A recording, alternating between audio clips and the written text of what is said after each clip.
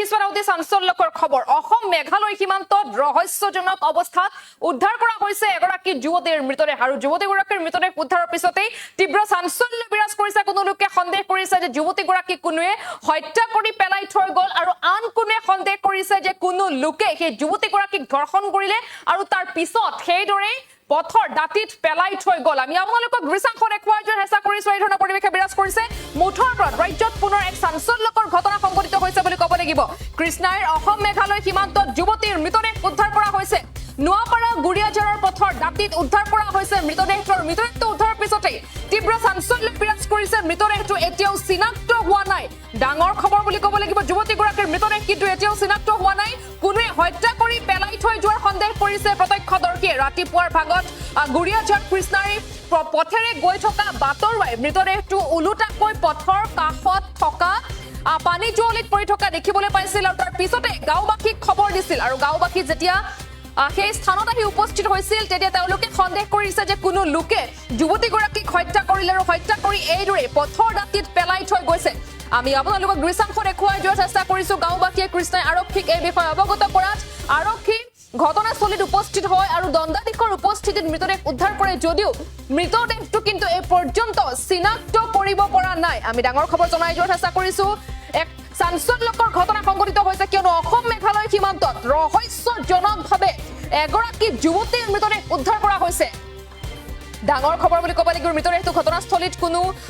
গাঁৱৰ নহয় বুলি উল্লেখ কৰিছে প্ৰত্যক্ষদৰ্শীয়ে হত্যা নতুবা ধৰ্ষণ কৰি উক্ত স্থানত পেলাই থৈ যোৱাৰ সন্দেহ প্ৰকাশ কৰিছে আৰক্ষী আৰু ইতিমধ্যে আৰক্ষী ঘটনাস্থলীত উপস্থিত হৈছে আৰক্ষীয়ে তদন্ত অব্যাহত ৰাখিছে আমি আপোনালোকক দৃশ্যাংশ দেখুৱাই যোৱাৰ চেষ্টা কৰিছো কৃষ্ণাই অসম মেঘালয় সীমান্তত যুৱতীৰ মৃতদেহ উদ্ধাৰ কৰা হৈছে নোয়াপাড়া গুড়িয়াঝাৰ পথৰ দাঁতিত উদ্ধাৰ কৰা হৈছে মৃতদেহটো এতিয়াও চিনাক্ত হোৱা নাই কোনোৱে হত্যা কৰি পেলাই থৈ যোৱাৰ সন্দেহ কৰিছে প্ৰত্যক্ষদৰ্শীয়ে ডাঙৰ খবৰ বুলি ক'ব লাগিব সেই যুৱতীগৰাকীক কোনোৱে হত্যা নতুবা ধৰ্ষণ কৰি পেলাই থৈ যোৱাৰ সন্দেহ কৰিছে এতিয়া আৰক্ষীয়ে ডাঙৰ খবৰ কিয়নো এই ধৰণৰ ঘটনা সংঘটিত হৈছে মুঠৰ ওপৰত ৰাজ্যত এই ধৰণৰ চাঞ্চল্যকৰ ঘটনা সংঘটিত হৈছে বুলি ক'ব লাগিব অসম মেঘালয় সীমান্তত যুৱতীৰ মৃতদেহ উদ্ধাৰ কৰা হৈছে আমি জনাই যোৱাৰ চেষ্টা কৰিছো আৰু যেতিয়া সেই যুৱতীগৰাকীৰ মৃতদেহ উদ্ধাৰ কৰা হৈছে তাৰ পিছতেই তীব্ৰ চাঞ্চল্য বিৰাজ কৰিছে নোয়াপাড়া গুড়িয়াঝাৰৰ পথৰ দাঁতিত উদ্ধাৰ কৰা হৈছে মৃতদেহটো এতিয়াও চিনাক্ত হোৱা নাই কোনো লোকে হত্যা কৰি পেলাই থৈ যোৱাৰ সন্দেহ আৰু ৰাতিপুৱাৰ পথৰ কাষতে থকা পানী জুৱলিত পৰি থকা দেখা পাইছিল গাঁওবাসীয়ে আৰু গাঁওবাসীয়ে কৃষ্ণাই আৰক্ষীক এই বিষয়ে অৱগত কৰাত আৰক্ষী ঘটনাস্থলীত উপস্থিত হয় আৰু দণ্ডাধীশৰ উপস্থিতিত মৃতদেহ উদ্ধাৰ কৰে যদিও মৃতদেহটো এই পৰ্যন্ত কিন্তু চিনাক্ত কৰিব পৰা নাই আমি জনাই যোৱাৰ চেষ্টা কৰিছো ডাঙৰ খবৰ বুলি ক'ব লাগিব এই ধৰণৰ ঘটনা সংঘটিত হৈছে কৃষ্ণাই অসম মেঘালয় সীমান্তত যুৱতীৰ মৃতদেহ উদ্ধাৰ কৰা হৈছে নোয়াপাড়া গুড়িয়াঝাৰৰ পথৰ দাঁতিত উদ্ধাৰ কৰা হৈছে মৃতদেহটো ঘটনাস্থলীৰ ওচৰৰ কোনো গাঁৱৰ নহয় বুলি জনাইছে প্ৰত্যক্ষদৰ্শীয়ে হত্যা নতুবা ধৰ্ষণ কৰি উক্ত স্থানত পেলাই থৈ যোৱাৰ সন্দেহ প্ৰকাশ কৰিছে আৰক্ষীয়ে সন্দৰ্ভত আমাৰ হাতত কিছু ভাষ্য আছে শুনাবলৈ বিচাৰিছো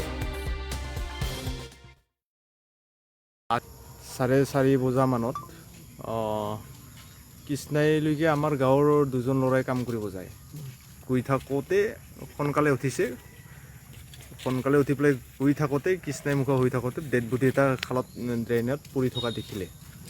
দেখা পাই পেলাই তেওঁলোকে গাঁৱৰ মানুহখিনিক খবৰটো দিয়াৰ পিছত গাঁৱৰ মানুহখিনি গোটেইখিনি ওলাই আহিলে আমিও ওলাই আহিলোঁ তল হৈ পেলাই পৰি আছে ছোৱালীজনী আৰু যিহেতু আইডেণ্টিফাই তেতিয়ালৈকে হোৱা নাই কৰিব পৰা নাই আমিও টাচ কৰা নাই ডেড বডিটো তো সেইকাৰণে কৰিব পৰা নাই যে সেইটো কোনটো কমিউনিটিৰ হয় সেইটোতো আমি আইডেণ্টিফাই কৰিব পৰা নাই তো পিছত পুলিচ প্ৰশাসন আহি পেলাই দাঙি পেলাই চালে তেতিয়া আমি চালোঁ যে এইটো অলপ হয় গাৰো সম্প্ৰদায়ৰ হ'ব লাগে নাইবা নেপালী সম্প্ৰদায়ৰ হ'ব লাগে বুলি এটা অনুমান কৰিছোঁ আৰু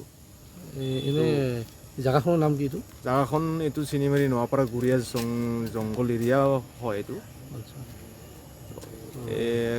মানিগঞ্জটো ফেল্টাঘাট যিটো ৰাস্তা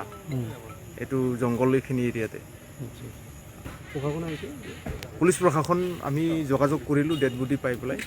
দেখা পাই সেইকাৰণে তেওঁলোকক জনালোঁ তেওঁলোকে আহিল কিছু সময়ৰ পিছত আৰু তেওঁলোকে ইতিমধ্যে ডেড বডিটো হ্যান্ড কৰিছে চিনাক্ত হোৱা নাই চিনাক্ত কৰিব পৰা নাই পুলিচ প্ৰশাসনে চিনাক্তটো কৰিব পৰা নাই সন্দেহ বোধ কৰোঁ মাৰ্ডাৰ ধৰণেই লাগিছে আৰু হয়তো কিবা ৰেপ চেপ কৰিব পাৰে। মানে বাহিৰৰ পৰা আনি পেলাই দিছে তাৰমানে, বাহিৰৰ পৰা গাড়ীত আনি পেলাই থৈ গৈছে তাৰমানে। ইয়াৰ স্থানীয় নহয় তাৰমানে মানে আমাৰ ইয়াৰ স্থানীয় নহয়। আমি এতিয়ালৈকে ওচৰে পাজৰৰ যিখিনি গাঁও মানিগঞ্জ আমাৰ যিখিনি চিনাকি গাঁও আছে সেইখিনি তেওঁলোকক আমি খবৰা খবৰি কৰিছোঁ। এতিয়ালৈকে কোনেও চিনাক্ত কৰিব পৰা নাই এতিয়ালৈকে। বাহিৰৰ হয় তাৰমানে, বাহিৰৰ যেনে লাগিছে। এনেই আমি আজি আমাৰ গাঁৱৰ পৰা দুটা ল'ৰা কৃষ্ণাই মানে বিশেষ কামৰ কাৰণে মানে কামত যাব ওলাইছিলে। তেওঁলোকে আহি মানে প্ৰত্যক্ষ কৰিল। প্ৰত্যক্ষ হোৱাৰ পাছত আমাৰ ৰাইজেও মানে তাৰ মুখে মানে জনাজা হোৱাৰ পাছত আমি আজি ওলাই আহিলোঁ। এখন ছোৱালীজনী মানে মুখখিনি মানে তলমুখাকৈ আছে, আমি মানে চিনাকি পোৱা নাই। সেইখিনি কওকচোন এনেই ঘটনাটো কেইটামান বজাত হৈছে? তেনেকুৱা ঘটনাটো আমি নাজানো। এই আইডিয়া তেনেকুৱা ৰাতিৰ ভিতৰত হ'ব পাৰে। হয় আমি তেনেকুৱা কোনো কি গম পোৱা নাই। যিকোনো খবৰৰ বাবে যোগাযোগ কৰক আমাৰ এই নম্বৰত 7099017330 আৰু 7099017111